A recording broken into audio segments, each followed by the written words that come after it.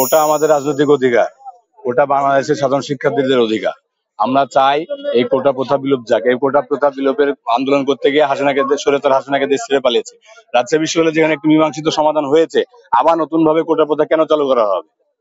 আমাদের রাজশাহী বিশ্ববিদ্যালয়ের ছাত্রদল সবসময় সাধারণ শিক্ষার্থীদের সাথে আন্দোলন সংগ্রামে থাকে, ন্যায্য অধিকার দাবি আদায়ে ছাত্রদল সবসময় থাকে। আর রাকসু কেন্দ্রিক যদি কোনো বানচাল করার চেষ্টা করে রাজশাহী বিশ্ববিদ্যালয় প্রশাসন, আমি বুঝতে পারছি না রাজশাহী বিশ্ববিদ্যালয় প্রশাসন কখন কি করে। কখনো একটা পক্ষকে সাপোর্ট দেয়, কখনো আবার আর একটা পক্ষকে সাপোর্ট দিতে যায়, কখন কি করে কোনো ঠিক ঠিকানা নাই। তো আমরা চাই সঠিক সময়ে রাকসু হবে। এই রাকসু বানচালের এই কোটাকে সামনে নিয়ে এসে রাকসুকে বানচাল করার কোনো ষড়যন্ত্রই আমরা করতে দিব না। আমরা রাজশাহী বিশ্ববিদ্যালয় ছাত্রদল সকল ষড়যন্ত্রের মোকাবেলাতে সাধারণ শিক্ষার্থীদের দাবি আদায়ে আমরা রাজপথে আছি, থাকবো।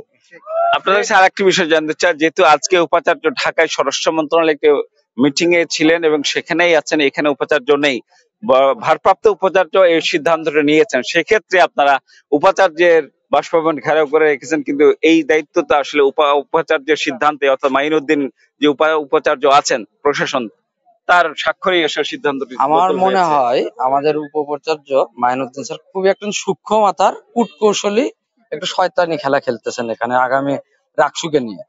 রাকসুতে যে ৩৫ বছর পর যে এটা ছাত্রদের যে অধিকারের একটা ফসল যে রাকসু, সে রাকসুতে ভোটারদের উপস্থিতি কমানোর জন্য এমনিতেই রাকসুর ডেট যে পূজার আগে দিয়ে দিয়েছে। এই অবস্থায় যেন কোটা বিরোধী যে আন্দোলন, এইসব ঝামেলা, এগুলো উনি ইচ্ছাকৃত ভাবে করতেছেন যেন সাধারণ স্টুডেন্টরা নিজ ঘরে চলে যায় এবং একটা নির্দিষ্ট কোনো পক্ষের জন্য সুবিধা হয়, জাস্ট এই জন্য তারা করতেছে। তবে আমরা চাচ্ছি যে আমাদের এখানে যেহেতু ভিসি নাই, আমরা অবস্থান কর্মসূচি অব্যাহত রাখবো ভিসি আসা পর্যন্ত।